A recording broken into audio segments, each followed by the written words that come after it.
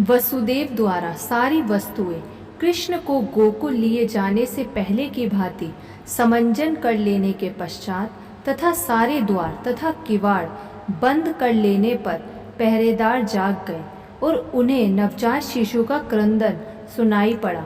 कंस शिशु जन्म का समाचार सुनने की प्रतीक्षा कर ही रहा था कि पहरेदारों ने तुरंत आकर जानकारी दी कि शिशु उत्पन्न हुआ है।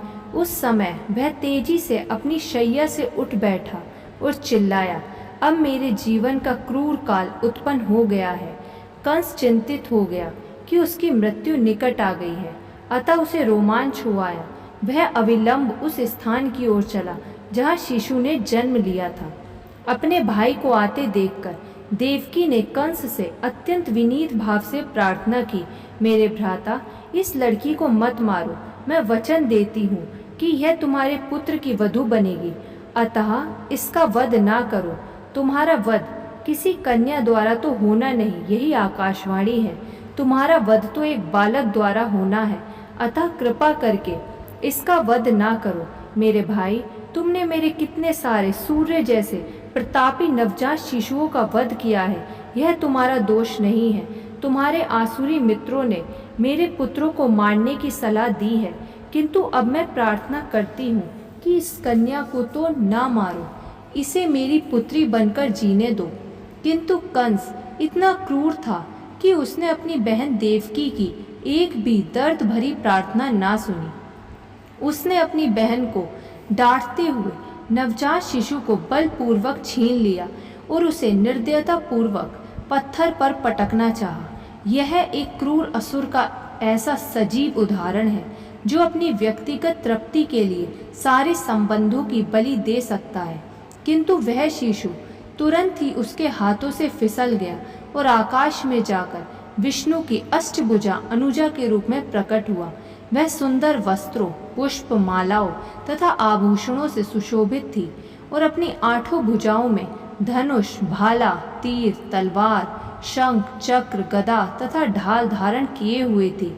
कन्या को प्रकट होते देखकर सिद्ध, चारण, गंधर्व, अप्सरा, किन्नर तथा उरग लोकों के सारे देवतागण उसे विविध वस्तुएं भेंट करने लगे और अपनी अपनी ओर से प्रार्थनाएं करने लगे।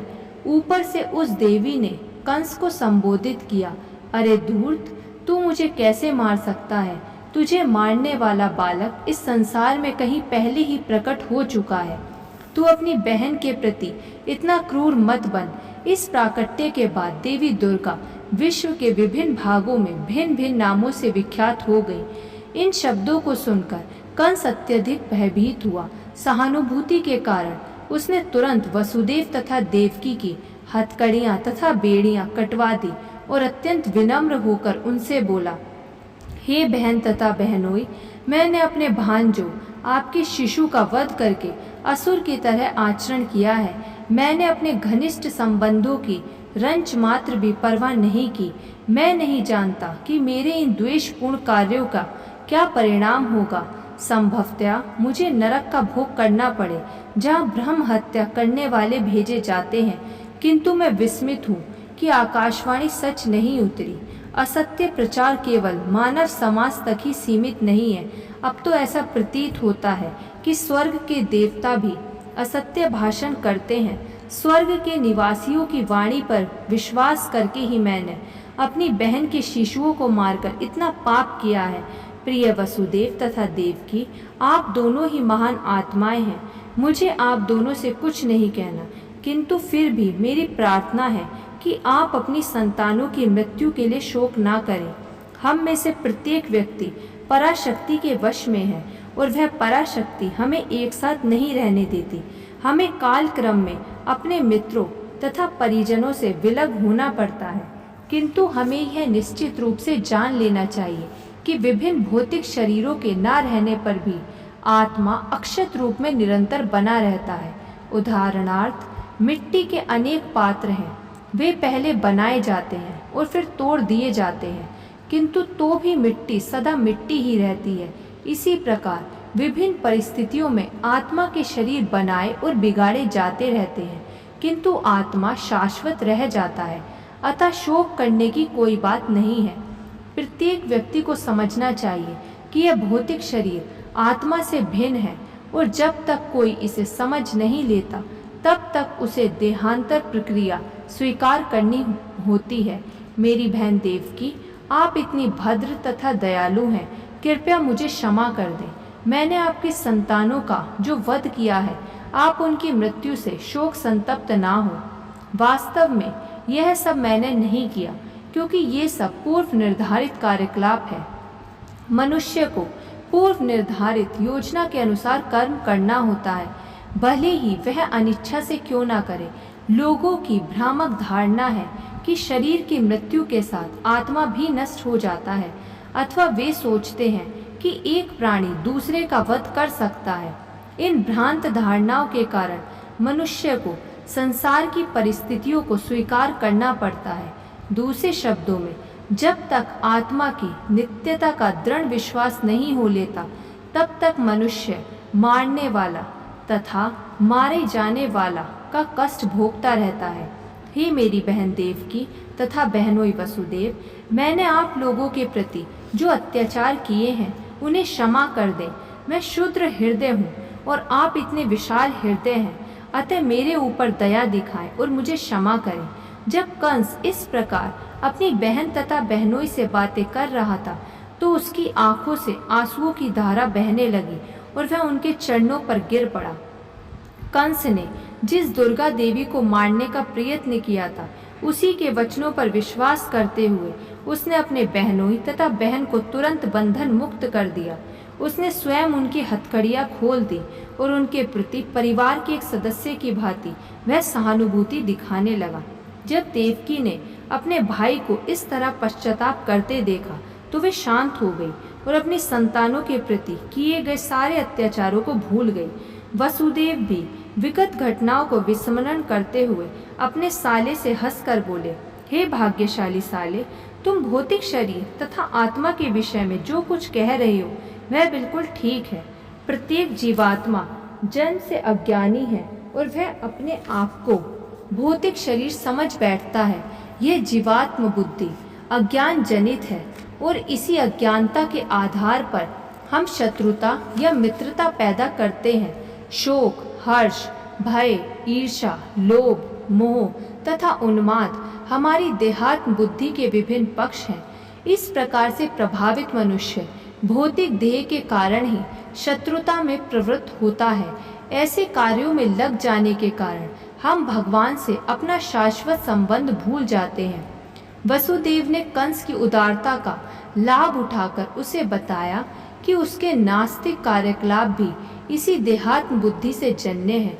जब वसुदेव ने कंस से इस प्रकार ज्ञानप्रद बातें की तो वह अत्यधिक प्रसन्न हुआ और इससे उसे अपने भांजों को मारने की अपराध भावना कुछ कम हुई।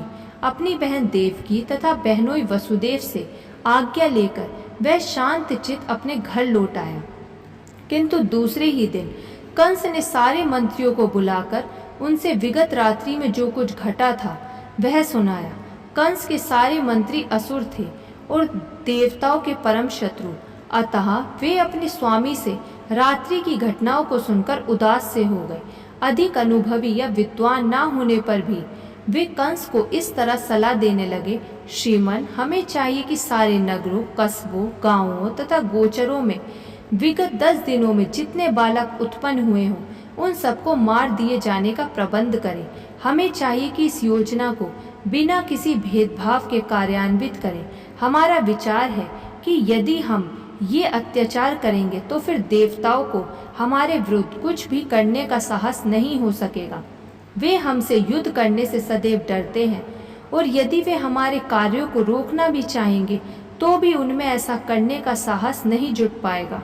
आपके धनुष की अपार शक्ति से वे भयभीत रहते हैं। निसंदेह हमें इसका अनुभव है कि जब जब युद्ध के लिए सन्नद्ध होकर आपने उन पर बाणों की वर्षा की है तब तब वे अपने प्राणों की रक्षा करने के लिए चारों दिशाओं में भागे भागे फिरे हैं। अनेक देवता आपसे युद्ध करने में असमर्थ रहे हैं और उन्होंने तुरंत ही अपनी पगड़ी उतारकर तथा अपने बालों की ग्रंथियां खोलकर आपकी शरण ग्रहण की है और हाथ जोड़कर अपने प्राणों की भिक्षा मांगते हुए कहा है, हे स्वामी, हम आपके पराक्रम से भयभीत हैं, आप हमें इस घातक युद्ध से उबारिए। हमने कई बार यह भी देखा है कि जब कभी शत्रु अत्यंत भयभीत हो जाते हैं, उनके धनुष, बाण तथा रथ विनष्ट हो चुके होते और वे अपने सैनिक कौशल को भूलकर लड़ने में असमर्थ हो जाते, तो आप ऐसे शरणागत शत्रुओं का वध नहीं करते थे। अतः वस्तुतः हमें इन देवताओं से भयभीत नहीं होना चाहिए। इन लोगों को शांति काल में युद्ध भूमि से बाहर रहकर महान योद्धा होने का अत्यंत गर्व है, किंतु वास्तव में वे युद्ध भूमि में कोई कौशल या सैनिक शक्ति प्रदर्शित नहीं कर सकते। यद्यपि इंद्र समेत भगवान विष्णु, शिव जी तथा ब्रह्मा जी इनकी सहायता के लिए सदैव उद्यत रहते हैं, किंतु हमें उनसे डरने का कोई कारण नहीं है। जहाँ तक भगवान विष्णु का प्रश्न है, वे तो पहले ही जन जन के हृदयों में अंतर्निहित हो चुके हैं और वे बाहर नहीं आ सकते। और शिव जी ने तो अपने सारे कार्यकलापों का परित्याग कर रखा है, वे पहले ही वनवासी हो चुके हैं। और ब्रह्मा है कि उन्हें नाना प्रकार की तपस्याओं तथा ध्यान से फुर्सत नहीं मिलती।